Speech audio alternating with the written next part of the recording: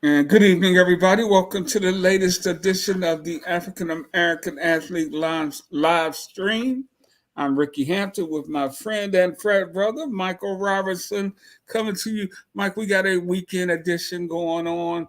Happy Friday to everybody out there. Hope you have a great weekend. We got a great weekend to look forward to in the world of sports, man. We got these conference basketball tournaments winding down, and then we're gonna have the selection Sunday. Everybody get their brackets out. I plan on winning my pool this year. I'm calling it right now, Mike. I'm gonna win the men's and women's pool. I'm gonna double dip this year, brother. How Right. you doing, man? I'm doing fine. And we were almost on yesterday, and yesterday was Pie Day. And because our Fred is so nice, we named it twice. Phi New Pie really works for us. So Pie Day yesterday. So to all the news of Phi New Pie yesterday, yo. Yo, you know that, Okay. brother.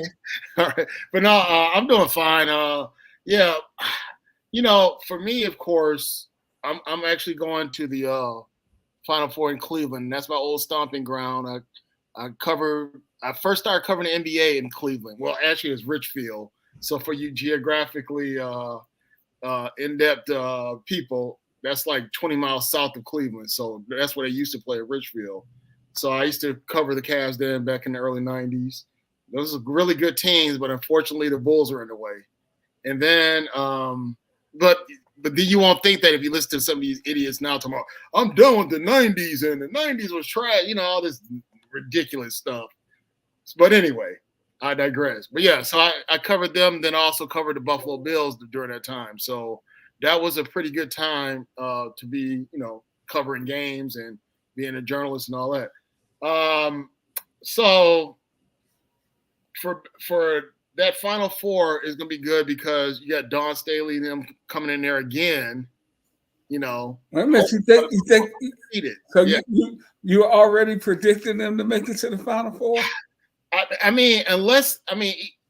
People forget that they were undefeated last year and were headed for another championship, and they got tripped up by Iowa.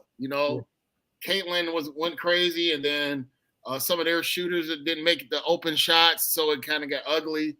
And then, of course, they end up losing to LSU, and that's when the whole Mulkey thing popped up, and then Angel Reese and all this, and then they wanted to invite Caitlin to the White House, even though she was on the losing squad. So it was a bunch of mess down there. And then, of course, Dawn had to defend her team because they were called thugs and bullies and all that stuff. And it's going to be more exasperated now because of the incident they just had with LSU in the conference championship, where LSU and South Carolina, they keep battling each other. And it was an incident where one of the players the game was pretty much over. One of the players for LSU, Flau'jae, our rapper, our hip hop, she pushed one of the players. And then, of course, our Puerto Rican sister was like, look, I'm looking out for my teammate, and pushed her down. And then it got really crazy is when her actual brother, ran out of the crowd onto the court. Well, of course, He was promptly stopped by the police and eventually arrested. But it just got ugly. And then our Puerto Rican sister ended up, issuing an apology. Dawn, apologized for what happened. But Mulkey's sitting there going, well, what is she doing pushing that little girl like that? I'm like, first of all, you're patronizing Flau'jae by calling her a little girl, and then I don't think she would call herself a little girl in any of her songs. And then you have her talking about now she's dragging Angel into it tomorrow. Well, I wish you would have pushed Angel. Why would you be wishing for Why you want to watch the kids? Right. Yeah. So, and she hasn't apologized. And remember, she's been controversial for years. I mean, and they just gave Brittany Griner her retired her number, and she oh, here it is. But yeah, they retired her number, and she basically got dissed by Mulkey over the years. She didn't have anything positive to say about when she was incarcerated, so it's been kind of ugly, the whole thing. And of course, she went on to LSU after leaving Baylor. Yeah, I'm watching that right now. It is a a fierce rivalry between those two teams, and just sorry that whole thing happened. Right. But you know, when you look at this tournament coming up, they could very well end up hooking up again and meeting somewhere down the road in the tournament. Well, a lot of it's going to have to do with the seeding because, like I said, that's the one thing you have to worry about is that if they end up having to play each other early or, end up in the same bracket. Because the way it's going to be, what they've done the last couple of years is they'll have a regional and it'll be two teams, two brackets will be in the same regional. And they did it like that. Before they had to condense it to just one place. During the pandemic, they were all in San Antonio, and that's when Stanford won. Right. Then now it's not like it's four different places. It's like two different places. I think it might be Spokane or somewhere out west, and then I think it's the eastern one. And they're gonna do it that way. And then of course it'll be two people coming out of one site, and then they'll come to the Final Four. Well, Mike, let's look at let's start with the women because man, when I hear a lot of people saying, and you covered the past few Final Fours, that the women's NCAA tournament has now surpassed the men's tournament in terms of excitement. Right. And we talked, I believe, last week when we were on about how the game has developed, and you have seen that firsthand. Let's talk about your thoughts. If you think the tournament has grown to that extent, they're getting great ratings now. They're playing great games. The game is a lot more physical. I think it's been that way for a while. Even when the talent didn't match, even when the skill level didn't match what it is today, they've always played hard. I mean, if you really look at it, though, it's like it's been a trending situation all across the board. Think about how we used to be all into McEnroe, Lindo, all those guys, Connors, and that was all we watched. And maybe you look at Tracy Austin, maybe you look at some of the others, Martina and all that. But it still was we watched the men. Think about it. Later on, we were more captivated with watching Serena Venus and all the American women, and the American men just fell by the wayside. I mean, the last one really to make note was maybe Agassi, Sampras maybe, but most of our attention is we know all the women players. So that's kind of what's going on now with the college basketball is that we knew everybody. We knew Jordan. We knew Bias. We knew we pretty much knew everybody, at least all the star players on every team across the country. Now it's kind of the other way around. We know more of the women star players. It's like somebody made a great comment on one of these podcasts. He said, who was the best player in college basketball for men? Nobody knows. Right. And one and done has killed it. So, whereas, where you get women's basketball, they'd be there for a few years. So you get to see them and you get to know them. But, yeah, with all these one and dones. That's a great point. Yeah, and then you get all these players who's like, okay, who plays for Connecticut now?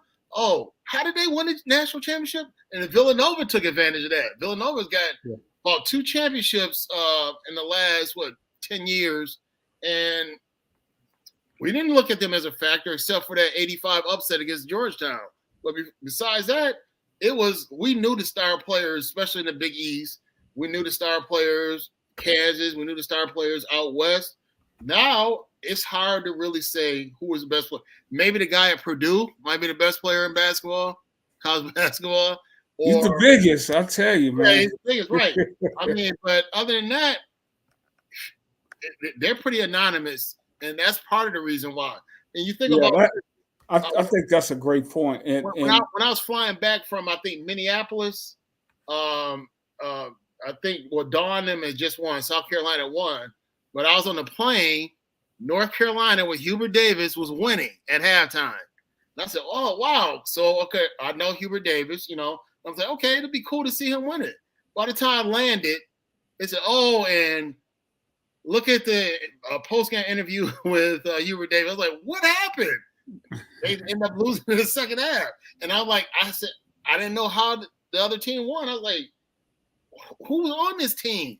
Are they talking about, well, these guys might be top 10 picks? I'm like, I don't even know who they are. So that's the difference now is that.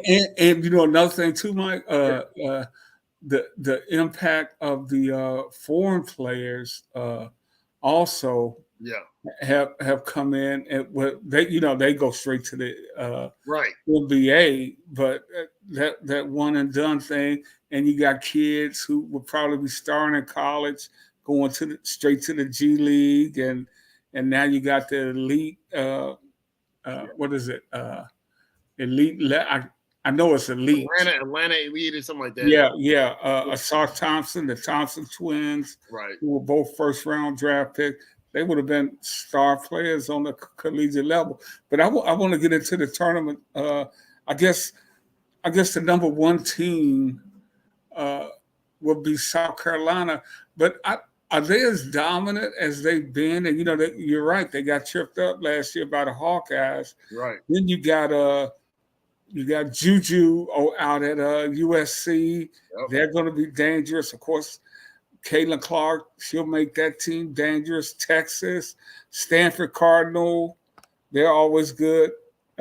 UConn's traditional power, LSU. How many teams out there you think are capable of winning on the women's side? Well, like I said, the odds-on favorite is going to be South Carolina. And like I said, they were even favorite last year. They were undefeated. So she got like about 60-something straight games regular season because their only loss was in the semifinals. So, and then this year they're undefeated. But they had a couple of close calls.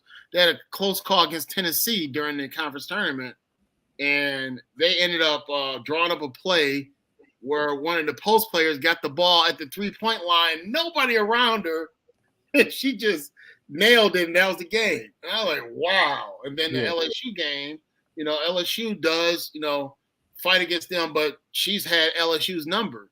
And that was the scenario last year in the Final Four is that I think LSU was happy that they had to play Iowa instead of South Carolina. I know, I said, well, why would that matter if they lost to Iowa? Sometimes it's matchups. Sometimes this one player might be your Achilles heel that you can't really guard that kind of player, but maybe somebody else can say, okay, we can offset her. We got to take care of everybody else. Because that game, like I said, it was kind of tough to watch last year with South Carolina because their star player, who's now just rookie of the year for the WNBA, she just had a real slow, sluggish first half, and that was part of the reason why it was even close. And then she ended up getting in foul trouble too. And I asked Dawn about that after the game, and she said that because she just didn't really get into it because she got in foul trouble early, which she didn't sit there and complain about the refs, but you kind of know that she was feeling like they didn't really let Leah Boston really play. And that's part of the reason why. And then they got on Caitlin about how they were basically just like brushing off the players like, go ahead, you can shoot that shot. You're wide open. And South Carolina could not hit open shots from 3-point range. So that's another reason they lost. And Iowa looked like a very genius team, but they said, look, we took down the mighty South Carolina team by us having our star player do her thing, but also us being very strategic on defense by allowing them to shoot the shots. And then once they lost their confidence, that was it, even though this is the mighty South Carolina Gamecocks. So I still think that they should be on track to do that. But here's the thing that a lot of people don't realize. They have a whole new starting five because all the starting five from last year is gone. So it's a whole new starting five, and for her to still be undefeated like that, and that's the SEC that's is crazy. Conference. That is crazy. I didn't realize that. Yeah, and that shows you how great of a coach she is. That she can sit there and basically reinvent this team, and they still be this dominant. When UConn was doing it, it was like, come on, man, what kind of conference are they in? They would win 40 in a row. They said, dude, you're in a garbage conference. You're getting automatic 20-something wins right off the bat in the conference. And then, you go out there and beat these other teams, but then they would get upset every once in a while by like Stanford and then like that. But those UConn teams were dominating. But as I said, their conference it didn't really give them that I guess you could say that competition like you would in the SEC and Pac-12 and then also the Big Ten. So but think about before she got to South Carolina, nobody thought about South Carolina women's basketball. Nope. I mean, she literally put that program on the map. Well, same thing with Gino with UConn. Nobody thought about UConn. Hey, but Mike, you're right out there. You cover Stanford, and Cameron Brink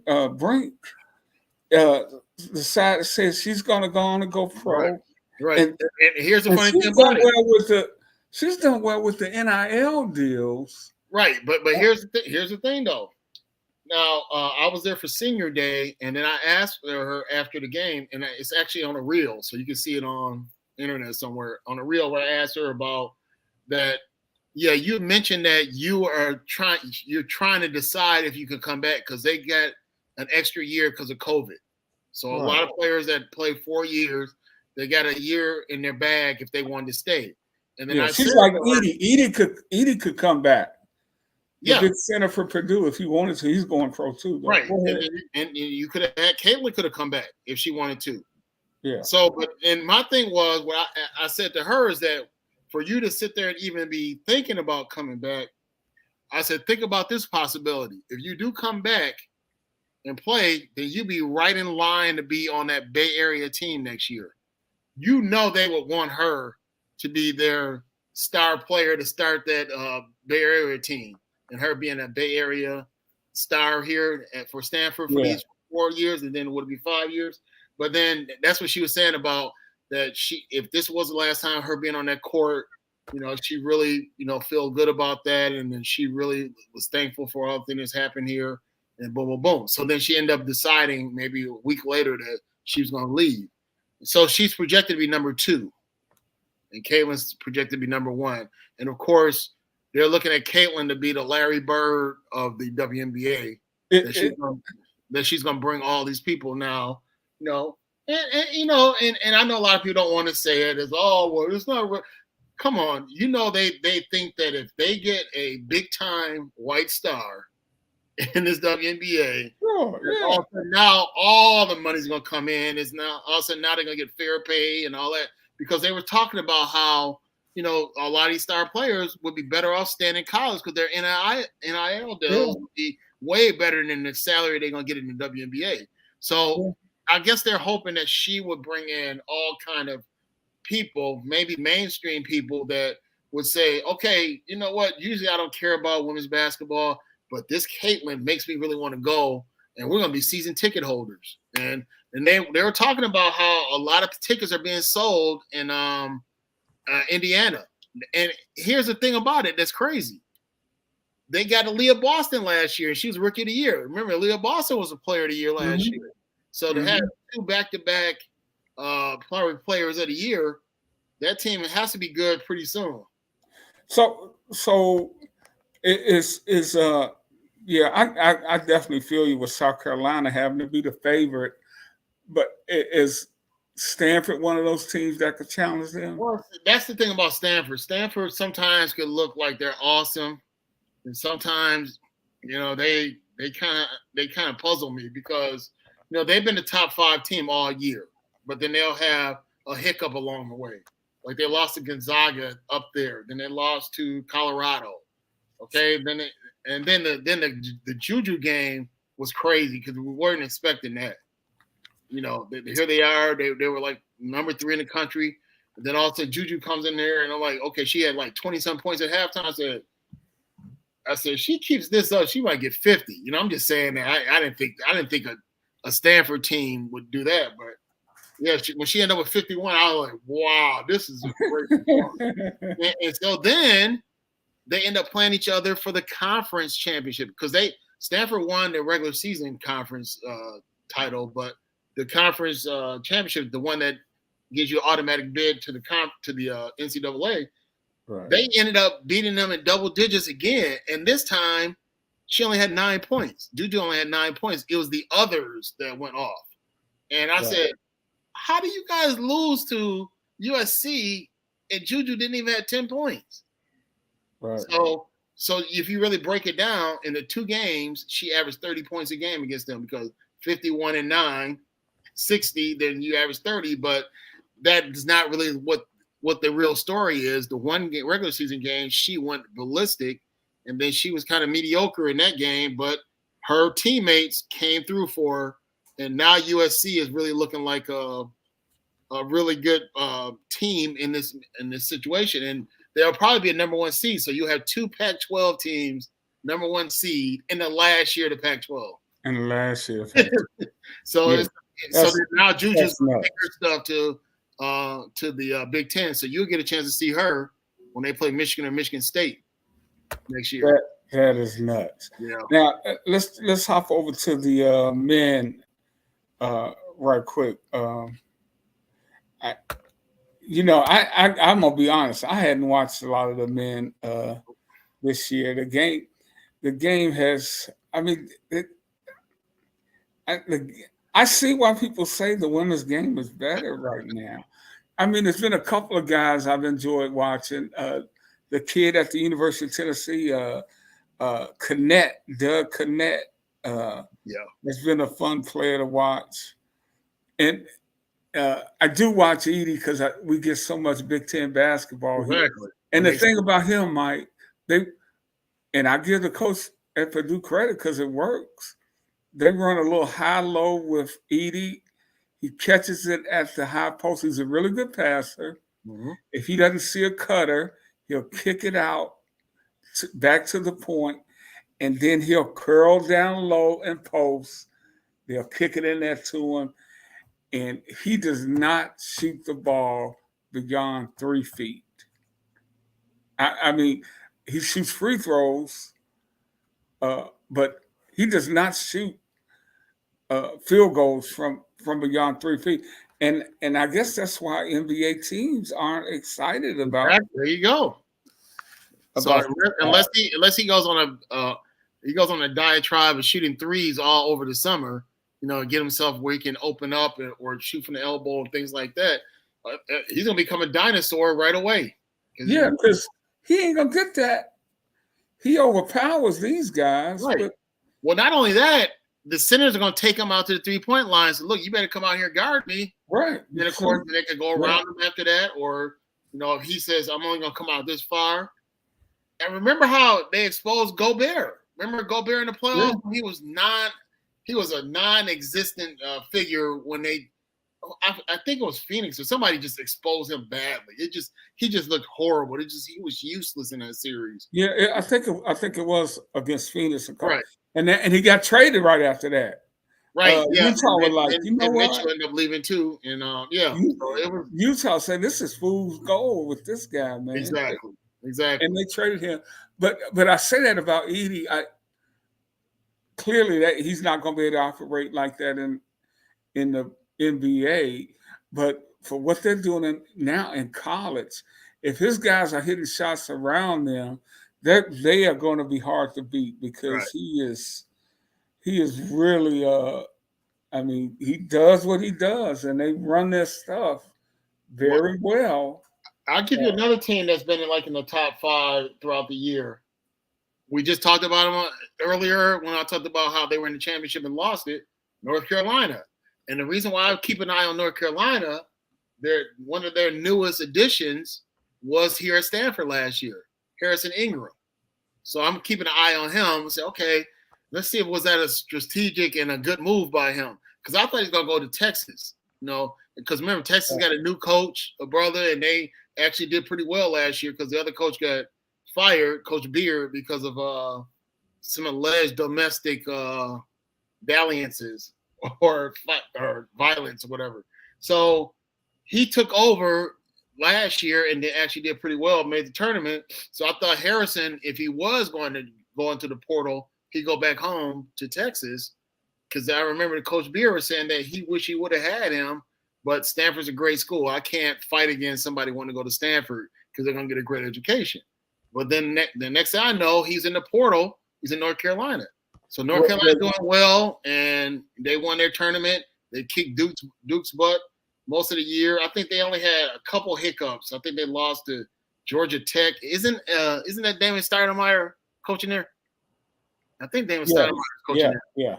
Yeah. So I think they lost that one and they lost another one. But other than that, they would look pretty dominant in the ACC. And the irony of that is Stanford and Cal are going to that conference next year. So that's another reason why I've been kind of keeping an eye on the ACC, because that's the conference I'm be covering now. Well, North Carolina could end up being a number one seed because Tennessee got blew out today in the SEC tournament by Mississippi State, and a lot of people had Tennessee as a number one seed. That could bump North Carolina. North Carolina won't be any worse than a 2. I'm pretty sure Purdue's going to be a 1 seed, and Houston will be a 1 seed. Maybe UConn. I think UConn's up there. Yeah, maybe UConn as a 1 seed. And I can't think of who. But I think it's kind of wide open, man. I saw Kentucky the other day. They look good. They got a lot of young cats, and like you said, they got so many guys and that's what makes it hard too, because these are freshmen and sophomores. Exactly. And you don't know how they're gonna act when the pressure. When the tournament kicks in, exactly. So that's going to be interesting to see when we'll know a lot more tomorrow Sunday. Right. On Selection Sunday, we got a lot of the championship games coming on, and we're gonna keep moving, man, because we got some NFL stuff to talk about. Russell Wilson is a Steeler. Yeah, I know. There's something else I posted too. I said if he's the starter in September or whatever the season starts, it'll mark the 50th anniversary of when Joe Gilliam was the starter. Wow. Yeah. Hey, and because I was just about to say, the Steelers are Black America's team in many respects. Yeah. Because of Joe Gilliam back in the day. Right. Doing his time there. But they got a great deal. I mean, they're only paying him $1 million. Right. Because Denver's on the hook. Right. So my thing is that I hate the way that the coach at Denver, Sean Payton, treated Wilson last year, berating him on national TV. Right. Like, I mean, say what you want about Russell Wilson.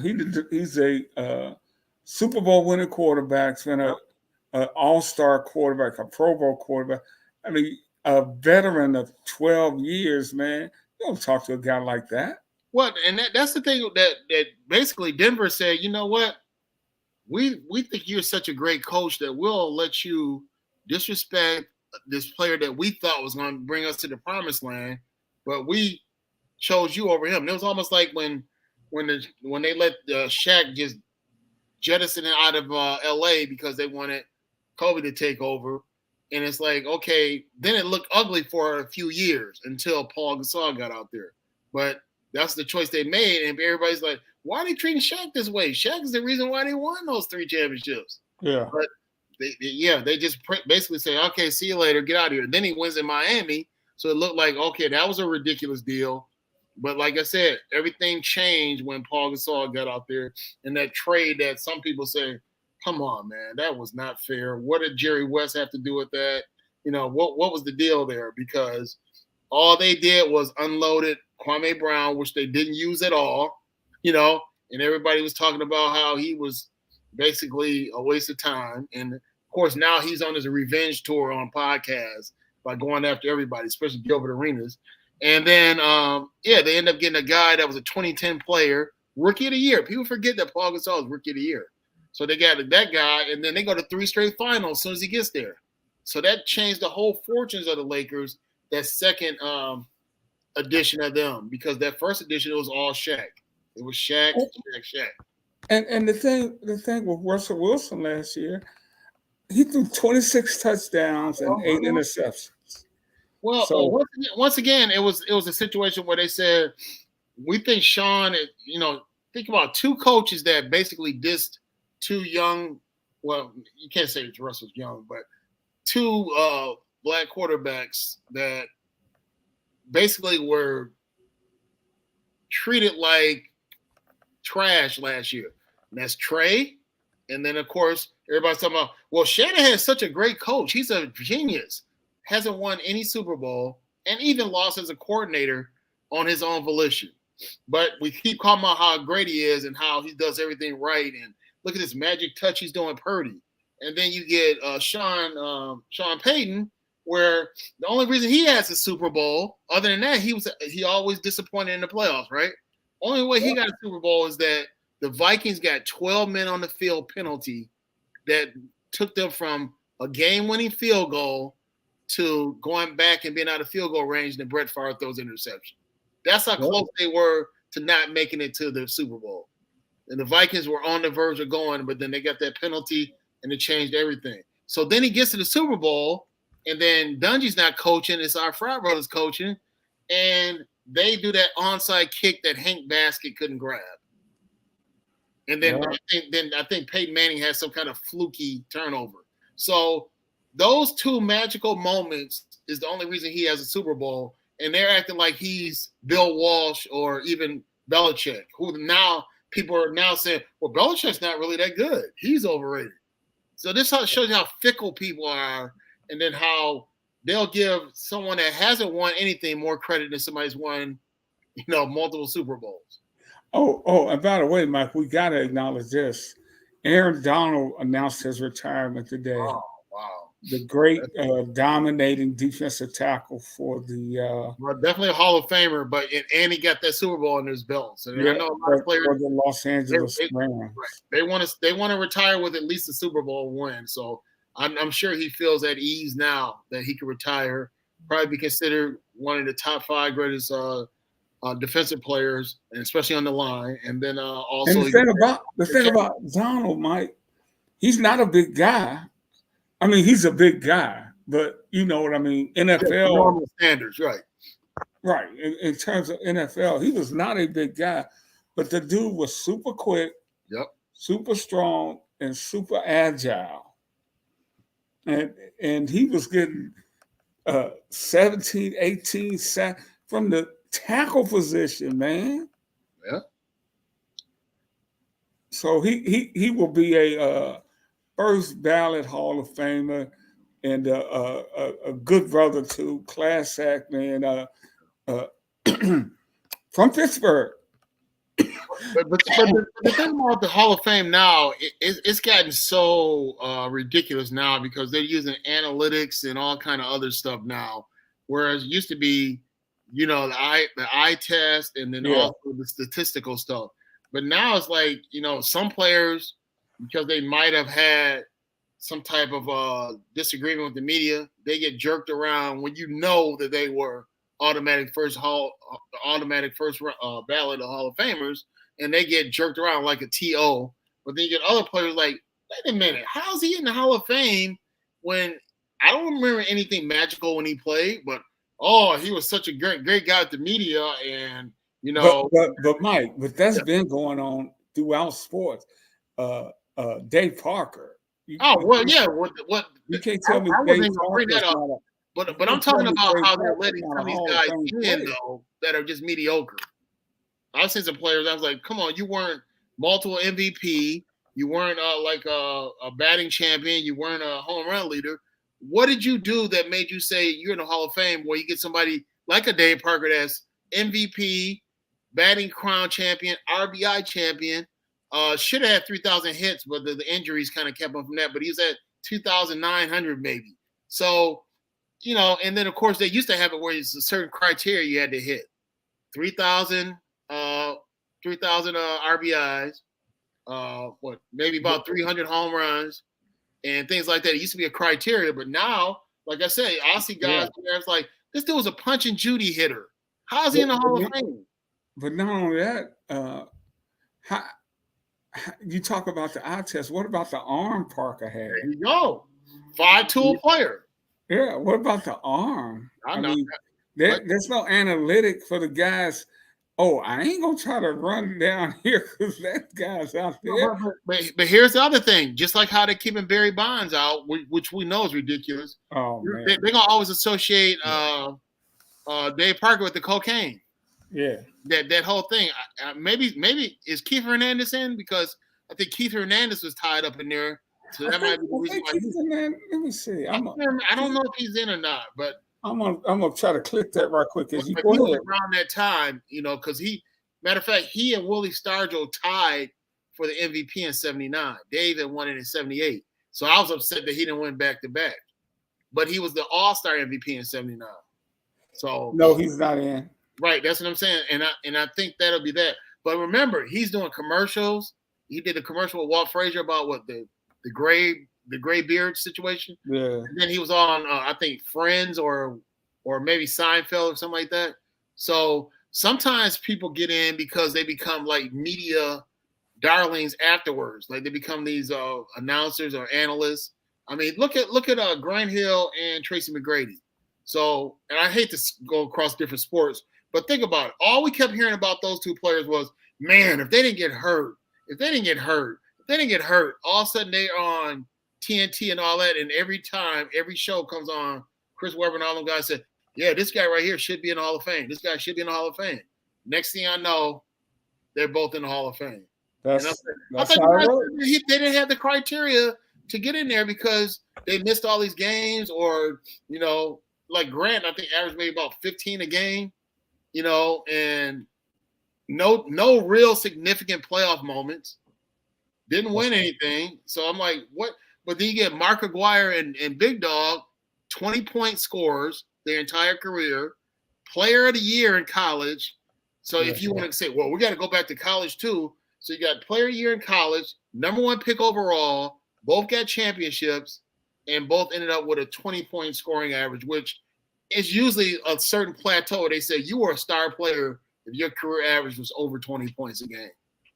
Yeah, so a lot of that is you got the media bias. There you go. That goes on there, but yeah, we got Russell signing with Pittsburgh. Man, Kirk Cousins. Kirk Cousins should be in the Hall of Fame for negotiating contracts. Well, or in prison for stealing. This dude, man, has worked some doozies over his career. No, we're going to credit his agent. And this tops it all. $180 million contract for 4 years from the Falcons. Mm-hmm. 35 years old, coming off of ACL. Man, but I'm sure all that. Now, he was one of the first guys to get a guaranteed deal. Right, exactly, and it's always that way. And just like right now, think about who's the highest paid running back right now. Well, who didn't have to worry about anything for getting their money as running back? McCaffrey. Oh, McCaffrey. Yeah. So you think about that, and then you look at Kirk. Now, here's the thing that we got to ask Arthur Blank. So your fans, remember, you're in a city that's predominantly black, right? And you got a lot of black people that go to those games, the Falcons, the Hawks, and all that. And Justin Fields is from the area.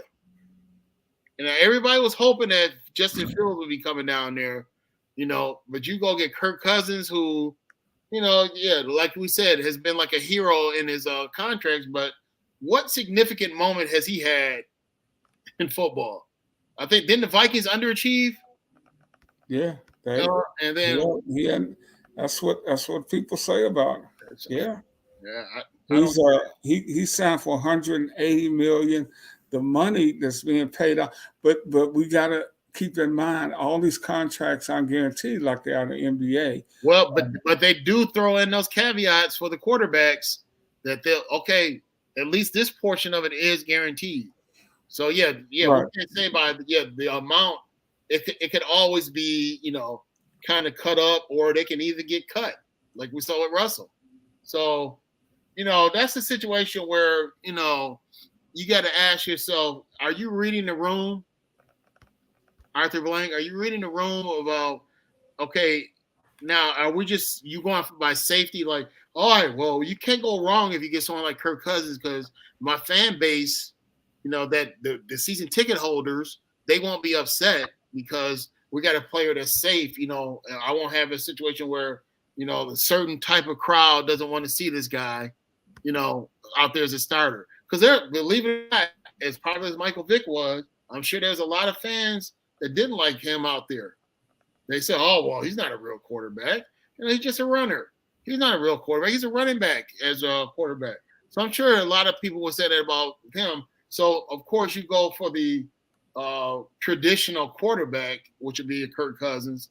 I think that's what Arthur Blank just took the safe route and said, I'm going to get him because that way I never really get any kind of kickback. Well, because they could have had Justin Fields if they wanted him, because Chicago is willing to deal him. They're going to draft Caleb Williams, and you could have probably got Justin Fields for a 3rd round pick. Maybe you might have had to give him a 2nd, but you wouldn't have to give them a 1st round pick.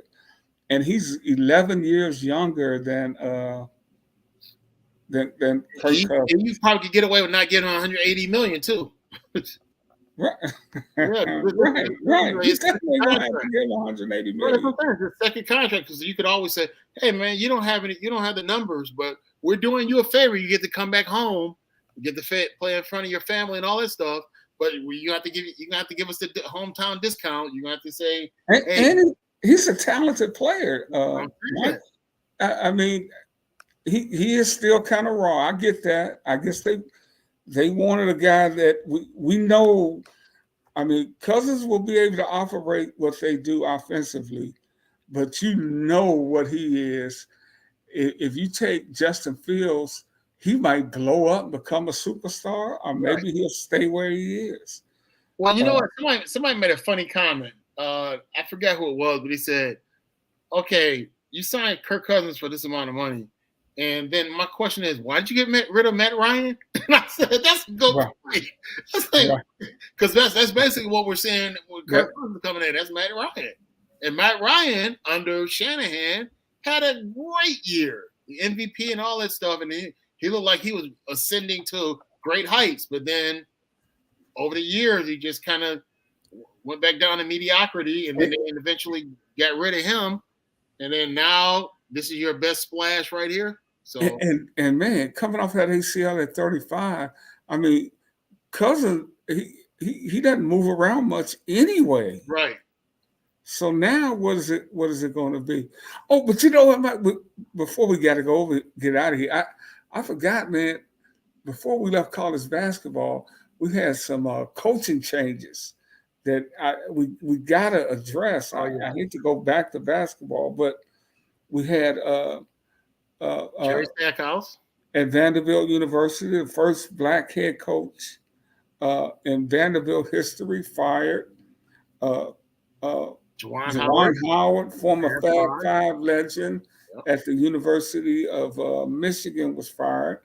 And my man at Stanford, who you covered, were you surprised they let him go? Well, here's the funny thing about that. Well, let's digress. So, of course, Stackhouse is a North Carolina alum, so it's not like he really had the heartbreak of being fired by his alma mater. But that's Juwan Howard. Juwan Howard, part of that Fab Five. And then, of course, it was his dream to be able to coach his alma mater. So I'm sure this is heartbreaking to be, relieved of your duties. But then again, he had a lot of other stuff going on, health-wise and other things. Maybe he's saying that, you know what, maybe this is a good thing. Maybe my health is not as great because of this pressurized situation here in Ann Arbor. And then, of course, so this was interesting. So when they played the Battle of the Bay, the last one at the regular season, they played against Cal, and Mark Madsen's coaching for Cal, and Haas is coaching for Stanford. Haas actually played at Berkeley, at Cal, I think for maybe a year or two, and then he transferred to Kansas. And then, of course, Mark Madsen used to play for Stanford. So that was like a weird dichotomy that this was Mark Madsen coaching at Stanford for the first time since he was before when he was a player. So I asked him, and they ended up losing to Stanford. So I asked him, what does this feel like? He said, yeah, I had some great years here, blah, blah, blah, blah, blah, blah. But, now I'm a Cal coach, so I got to, root for that. And then Haas was asked by one of the reporters that said, there was an article that came out, I think it was from the Mercury News, San Jose Mercury News, that, you're in the hot seat, that this might be your last game. Then he gave the political answer about, all I could worry about is what's ahead of me. So I got to make sure I'm ready for this conference tournament. And I think they end up playing Cal again, the first round of it, and they won that one. But I think they lost to Washington State or Oregon State or somebody like that. Then he was relieved of his duties right after that. So they lost to Washington. Yeah. So then apparently he was let go right after the game. So down in Vegas. So you kind of saw that. You kind of heard inklings, but and for me, I was kind of interested. I'm saying, how much leeway are they going to give him? Because they seem to run Johnny Dawkins out of there. And Johnny Dawkins brought them 2 NIT championships, and they made it to the NCAA. But they said it's not enough, and they let him go. So he ends up going down to, Central Florida? And he's still down there. Matter of fact, he had Taco Fall back in the day. So, I was surprised when Coach K stepped down, he didn't let Johnny go back to his alma mater. He got some nondescript coach that he had as a coach of the waiting. So that one surprised me. I'm like, come on, Johnny Dawkins coached at a Power 5 school out in the Pac-10, Pac-12, and then he's down there in UCF or UFC. UCF? Yeah, UCF. And he's, making a tournament and all that, but you didn't let him go back to his alma mater where he was player of the year in '86. And I just didn't get that one. I didn't get that one. Well, I tell you, I followed Michigan, the situation with Jawan. Yeah. And I was surprised, Mike, and I wasn't surprised. I was surprised because they just struggled. I mean, what wasn't surprising was the fact, man, they were 8-24. I mean, like, man. But it was some extenuating circumstances too. He didn't lose all 24 of those games. I don't think he came in and started coaching to the 8th or 9th game. So the dude had heart surgery, man. So he didn't have a preseason with them. He was having health issues. And so he got a late start. And the biggest thing, he lost a lot of talent. Dickinson went to Kansas because he was getting more money through the NIL at Kansas. Yeah. His son got drafted in the first round. He lost 2 guys to the NBA draft. And clearly he wasn't able to replace their talent. But he had some issues off the court too. And he made some enemies, man. And they saw, bro, you got some enemies. And as Coach Ray Scott has taught us, if you lose and you got people that don't like you in that organization, that's a problem. Oh, yeah. And he's gone. But, hey, he gets to go home with about $7 million in his pocket. So, that'll be cool for him. But I wonder if he will try to coach again on the college level. There you go. There was really only one place he wanted to coach was Michigan. Exactly, and that's what I'm saying about when you get fired by your own alma mater. Where else can you go after that? What else is going to seem right? Right. The only thing I could see if he maybe coaches back in Chicago. Let's say if he gets a DePaul job or gets matter of fact, Mark Aguirre just got hired inside the organization at DePaul. He's either assistant AD or he got some kind of position. Oh, good. With Mark Aguirre, right? And of course, that's his alma mater. So no, he was happy. But he's another one that's on the outside looking in of the Hall of Fame and sitting going, why? Why am I not in here? Especially when they're throwing in names like Chauncey Billups. I'm like, really? Chauncey Billups had one good moment when he was MVP in the finals against the functional Lakers team. But he was on TV all the time, Mark. Well, that too. There you go. But the one that I'm not too upset about, but I'm saying come on now. When you look at some of these other players, their numbers. When our guy from Virginia Union, right? Ben Wallace. Yeah, he's from your school, right? Yeah. Yeah. So when he got in, I was like, okay, I can see what they're doing there. They're saying, and of course, him being from HBCU, I'm happy. But defensive player of the year and things like that. But they use a different criteria to say he's going in. Whereas we look at others, it's like, okay, what's the real criteria? What is it that basically you just have to have the voters like you? Is that what we're really saying? Because we're not having any kind of set criteria where they say, look, if you don't get to this plateau, there's no way we're going to put you in here. This is supposed to be the Hall of Fame, not the Hall of Light, not the Hall of, this is supposed to be the creme de la creme. No, I you know what? You just hit it. The Hall of Light. Yeah, that's what it is. That's what's. Hey man, we got to keep moving, man. Right. Although well, let me just hit on this thing with Stackhouse.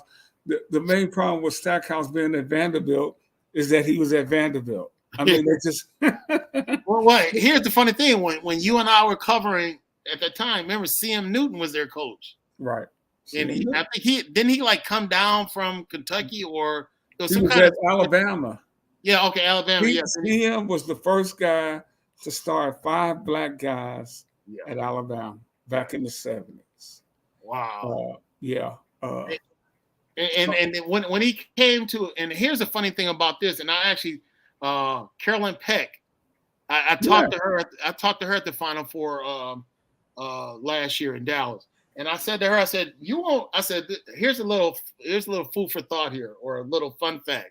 She said, "What's that?" I said, "While you were playing basketball over at Vanderbilt, I was actually across town at TSU." She said, "Really?" I said, "Yeah." I said, and that's funny when you won the national championship.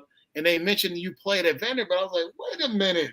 I'm trying to remember. Do I remember seeing her at all? See any highlights? So, but then again, they didn't get the coverage that they do now. I know exactly. But the thing about it, though, remember that was during the time when Vanderbilt men were in the Sweet 16 almost every year. Barry Booker, Barry Goheen, Frank Cornett, and of course Will Perdue. Right. So that was probably the best era of Vanderbilt basketball until, when they kind of made a couple other tournaments, like maybe in the 2000s. But other than that, Vanderbilt was just known as this academic school, the Harvard of the South. Right. And, and then of course, baseball became big. Well, they are good in baseball. Yeah, that's what I'm saying. Winning national championships and things like that. But before that, it was like, oh, that's that great academic school on the South Side, but they don't win because even back then they're like, man, I wish we could play Vandy because we'll beat Vandy. The Vandy was bad back then. They would win like one game, but they were playing the SEC. So I would go to a couple games over there. I said, look, let me go see Florida play. So I go over there, really nobody in the stands, and Vandy was terrible. So it's just funny to see that. But then on the basketball side, they were a viable team. Yep. Memorial Gym, Yep. And I watched with that court. The court was elevated. Remember? And they was and it still is because I watched the game about a week or so ago. Okay. And they used to sell that place out too, Mike. But it was a lot of empty seats in there. I'm like, Stack, that's not good, man. It's not. That's not. And they actually won the game. They beat Florida in that game. But anyway, we got to keep moving, man. We only got a couple of minutes. Hey, quickly, Mike, your thoughts on the final weeks of the NBA season over in the East. Boston is clearly the team to beat in the East. If everybody's healthy, all that stuff depends on who's healthy.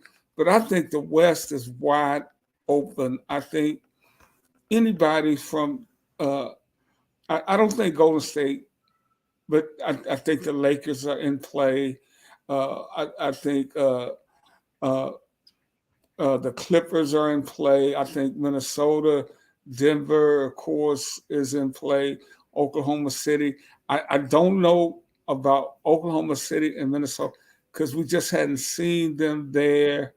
And I know I look at the Lakers, Golden State. I don't think they're good enough, and I don't think they're big enough. D'Angelo Russell is beginning to play well in LA, And that's all LeBron needs is somebody to roll with him and get Anthony Davis going. Right. They can beat anybody over there come playoff time. Well, see, this is what when people just basically the LeBron haters just want to take shots and say, oh man, they got swept by Denver. It wasn't even close. And no, every game was close. If they could have got any kind of contribution out of D'Angelo last year in the Western Conference Finals, they'd have won those games. And that's the thing about it is that, you can always look at it and say, well, the bottom line is they lost all four. So but think about it. Every game, they made a comeback. Lakers were up every game, and Denver made a comeback. And once again, we couldn't get anything. They couldn't get anything out of D'Angelo. D'Angelo played well in the play-in. D'Angelo was the reason why they made it there. But once they got and all that, it's like he was okay, but then he started to tail off when they got to the Western Conference Finals. Well, he's playing great right now. I don't know if you know it. The last 2 months. But you hope that continues. And that's funny, too, because I asked him about that. So back when the Lakers played that great double overtime game against the Warriors that was on I remember that. Yeah. So afterwards, he came out for the press conference, and I said, so with all the trade rumors with your name being involved in all that, how are you keeping your head together and playing this outstanding the last couple of weeks or a couple of months? He said, you know what? I just give them something to look at. I'm going to do my thing, and then, they can say all the stuff about trades and all that stuff, but they're going to be saying something nice about the way I'm playing. I said, all right, I hear you. Yeah. And that's what's been happening. So I think he's only had a couple of stinkers along the way, but, he's been pretty consistent. But this is all irrelevant if you don't do it in the playoffs.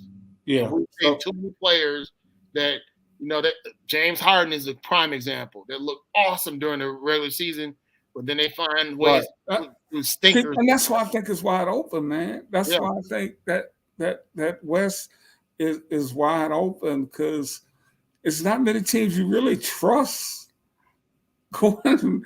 I think the closest to that is they're trusting Denver. They think Denver is going to be able to repeat. I do, and Denver has shown they've been able to do it, but they're not as strong as they were last year. They lost some key guys. Bruce Brown was a key guy for them. KCP was a key guy for them. They did a lot of little stuff for them. Yeah, they don't really get that now. Mike, we got to get out of here because we don't want to play no overtime tonight. Oh, I got you. But we're gonna do it again next week. It's been a great hour. I want to thank everybody for tuning in. From my friend and frat brother Mike Roberson, this is Rick Hampton. Peace, everybody. See you next week. All right, yo.